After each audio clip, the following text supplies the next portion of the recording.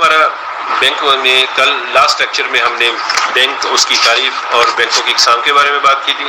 تو ہمارا آج نیکسٹ ٹاپک ہے کہ تجارتی بینکوں کے فرائض کیا ہوتے ہیں. تجارتی بینکوں کے اہم فرائض میں دو اس کے بیسک یعنی بنیادی فرائض ہیں جن میں لوگوں سے امانتیں وصول کرنا ہے، ٹھیک ہے، اور پھر انہی امانتوں کو بطور قرض دینا ہے. تو سب سے پہلے یہ ہے یعنی لوگوں سے انہوں نے ڈپازٹ کو کلیکٹ کرنا ہے، یعنی امانتیں وصول کرنا ہے.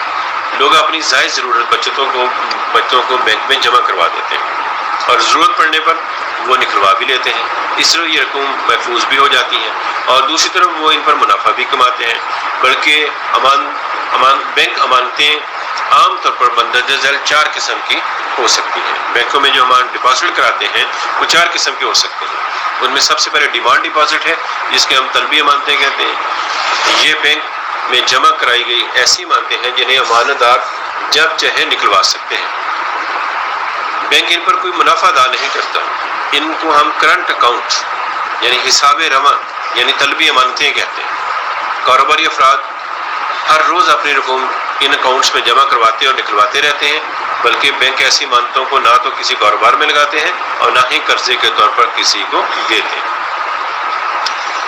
سیکنڈ ون، میعادی امانتیں جس کو ہم ٹائم ڈپازٹ کہتے ہیں، فکس ڈپازٹ بھی کہہ دیتے ہیں، ٹھیک ہے.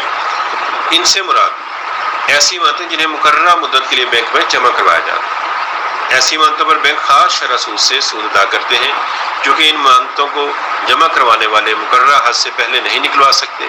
اس لیے بینک ان رقوم کو کاروبار میں لگا کر نفع کماتے ہیں. وہاں اگر اشد ضرورت کے تحت امانت دار اپنی رقم وقت سے پہلے لینا بھی چاہے تو وہ نوٹس دے کر واپس لے سکتے ہیں. بینک اس مروجہ سروس چارجز دے کر پھر امانت واپس کرتا ہے، یعنی بینک اس کی امانت کو واپس کرنے کے لیے اس پر اپنے سروس چارجز وصول کرتا ہے. پھر نفع نقصان شراکتی کہتے ہیں جس کو profit loss and sharing deposit کہتے ہیں.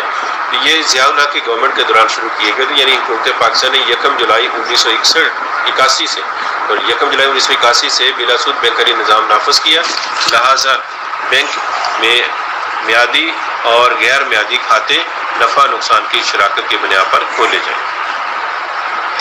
1985 سے تمام بینکوں نے اپنے کھاتے PLS یعنی profit and loss sharing account میں کھولنے شروع کر دیے. ان امانتوں کو شراکت اور مضاربت کی بنیاد پر کاروبار میں لگایا جاتا ہے، یعنی اسلامی قوانین کے تحت، اور معینہ سود کی بجائے نفع نقصان میں سے حصہ امانت داروں کو دیا جاتا ہے. مختلف پیچیدگیوں کی بنا پر اس قسم کے کھاتے کامیابی سے ہمکنار نہ ہو سکے اور محض سود کا نام تبدیل کر کے نفع یا نقصان میں شراکت رکھ دی گئی. البتہ اس قسم کے کھاتوں میں شرح سود مقرر نہیں ہوتی بلکہ ہر 6 ماہ بعد بینک اس کا اعلان کرتے ہیں. اس کے مطابق پھر وہ نفع نقصان کے حصہ دار ہوں گے. فورتھ ون، بچت امانت جس کو ہم سیونگ اکاؤنٹ کہتے ہیں. اس قسم کے حساب میں چھوٹی چھوٹی رقوم جمع کروائی جاتی ہیں اور نکلوائی بھی جاتی ہیں. ایسی امانتوں پر بینک میعادی امانتوں کی نسبت کم شرح سود سے منافع ادا کرتا ہے. بینک ایسی امانتوں کو کاروبار میں لگا کر نفع کماتے ہیں. ایسی امانتوں سے ہفتہ میں 1 یا 2 بار مقرر رقم نکلوائی جاتی ہے اور اگر اس سے زائد رقم کی ضرورت ہو تو پہلے نوٹس دینا پڑتا ہے. سیکنڈ ون، پہلا ہمارا تھا جو ہم اس کے فرائض پڑھ رہے تھے کہ امانتیں لوگوں سے وصول کرنا ہے یعنی ایکسیپٹ ڈپازٹ ہے. Second one, to advance loans یعنی قرضے دینا. تجارتی بینک لوگوں کی جمع شدہ امانتوں میں سے کچھ حصہ نقدی کی صورت میں اپنے پاس رکھ لیتے ہیں اور باقی رقم کاروباری داروں میں تاجروں میں ضرورت مند لوگوں کو قرض دے کر نفع کماتے ہیں. قرضے جاری کرتے وقت بینک لوگوں سے امانتیں طلب کرتے ہیں، ضمانتیں طلب کرتے ہیں، مثلاً زیورات، جائیداد، قیمتی اثاثے اور بانڈز یعنی کفالتیں وغیرہ. اس طرح بینک قرضوں کا کاروبار کرتے ہیں. تھرڈ ون، ہنڈیوں کو بٹا لگانا. تجارتی بینک ملکی اور غیر ملکی ہنڈیوں کو بٹا بھی لگاتا ہے. تاجر حضرات ایک دوسرے سے لین دین کرتے وقت بعض کا نقد ادائیگی نہیں کرتے بلکہ بیچنے والا خریدار خریدنے والے کے نام ہنڈی یا ایک بل لکھ دیتے ہیں. یعنی آپ سمجھیں اس میں نقد ادائیگی نہیں ہوتی، یعنی بلکہ بیچنے والا خریدنے والے کے نام ہنڈی یا ایک بل لکھتا ہے، یعنی ایک تحریر ہوتی جس پر واجب الادا رقم اور مقررہ مدت درج ہوتی. خریدنے والا اپنے دستخط کے ساتھ یہ رقم ادا کرنے کی ذمہ داری قبول کرتے ہیں. یعنی اس کو خریدنے والا جو ہے اس پر اپنے سائن کر دیتا ہے اور پھر وہ ذمہ داری لیتا ہے کہ میں نے اتنی رقم آپ کو دینی ہے، ادا کرنی ہے. مقررہ مدت پوری ہونے سے پہلے اگر مال فروخت کرنے والے کو رقم کی ضرورت پیش آ جائے تو وہ ہنڈی بینک کے پاس لے جاتا ہے.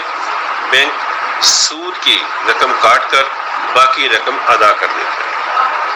یعنی اس کو کہتے ہیں بٹا کاٹ کر، یعنی بٹے سے مراد سود کی رقم کاٹ کر باقی رقم ادا کر دیتا ہے. اور مدت پوری ہونے پر ساری رقم خریدار سے خود وصول کر لے.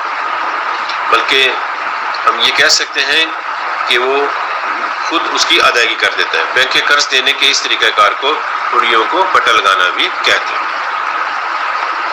اعتباری زر کی تخلیق نمبر 4 پہ کہ بینک اپنی امانتوں کا اپنے پاس بیکار نہیں رکھتے بلکہ امانت داروں کا مطالبہ پورا کرنے کے لیے کل امانتوں کا 20 سے 30% اپنے پاس بطور محفوظ سرمایہ اپنے پاس رکھ کر باقی رقم ضرورت مند لوگوں کو زیادہ شرح سود پر قرض دے کر منافع کماتے ہیں.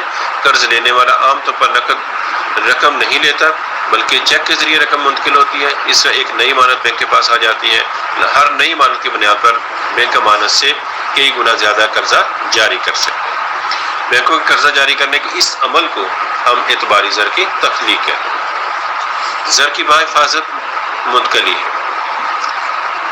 لوگ اپنی رقوم ایک شہر سے دوسرے شہر یا ایک ملک سے دوسرے ملک بھیجنا چاہیں تو بینکوں کے ذریعے بذریعہ چیک، ڈرافٹ، ٹیلی گرافک ٹرانسفر یعنی ٹیلی گرافک ٹرانسفر اور ڈی یعنی ڈیمانڈ ڈرافٹ کی صورت میں بحفاظت دور دراز مقامات تک پہنچا سکتے ہیں. نیز سفر پر جانے ہوئے لوگ اب نقد رقم کی بجائے ٹریول چیک یا کریڈٹ کارڈ اپنے پاس ساتھ رکھتے ہیں. بینک ان سہولتوں کے عوض معمولی سرور چارجز ان سے وصول کرتے ہیں. جیسے یہ ٹریول چیکس سے مراد یہ مختلف بینکس کے مختلف ہوتے ہیں. جیسے ایم سی بی کا روپی ٹریول چیک ہے اور ان کا محافظ ٹریول چیک ہے HBL کا اس طرح کا.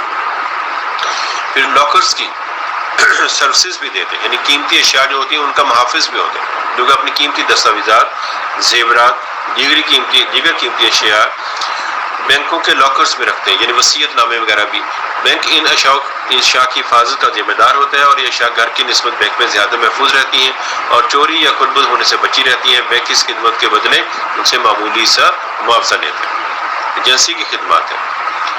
نیکسٹ ہے ایجنسی کی خدمات. ٹیکس، بیمہ کی قسط، واپڈا، سوئی گیس، ٹیلی فون کے بل، ٹی وی لائسنس کی فیس، طلبہ کی امتحانی فیس وغیرہ وصول کرنے کے لیے بینک ان محکموں اور اداروں کے ایجنٹ کے طور پر بھی کام کرتے ہیں اور ان کی طرف سے وصولیاں کرتے ہیں. اس طرح اپنے کھاتہ داروں کی طرف سے پانی، بجلی، گیس اور ٹیلی فون کے بلوں کی ادائیگی بھی کرتے ہیں.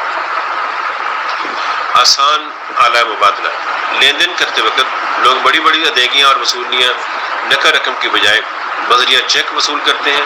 چونکہ نقد رقم کی صورت میں بڑی رقم کی گنتی، اصلی اور نقلی نوٹوں کی شناخت اور باحفاظت منتقلی جیسے مشکل کام سر انجام دینے پڑتے ہیں، لیکن بینک نے چیک کی سہولت دے کر ان مشکلات کو آسان کر دیا. سرمایہ کاری. بینک جمع شدہ امانتوں کو قرض دے کر بھاری منافع کماتے ہیں اور بعض اوقات خود حکومت کی کفالتیں، کاروباری اداروں کے حصے، تمغات وغیرہ خرید لیتے ہیں. براہ راست سرمایہ کاری کرتے ہیں. اس سے نہ صرف وہ منافع کماتے ہیں بلکہ ملکی سطح پر سرمایہ کاری میں اضافہ بھی ہوتا ہے. تو آج پھر ہم نے پڑھا ہے بینکوں کے فرائض کیا ہوتے ہیں. تو نیکسٹ لیکچر میں انشاءاللہ ہم بات کریں گے. یہ بڑا امپورٹنٹ کویشچن ہوگا. ویسے یہ چیپٹر بھی امپورٹنٹ ہے، یعنی بینک کی تعریف ہے، بینکوں کی اقسام، بینکوں کے فرائض اور اعتباری زر کی تخلیق وغیرہ نیکسٹ ہمارا ٹاپک ہے. اور یہ امپورٹنٹ کویشچن ہے، یہ لانگ کویشچن بھی ہے.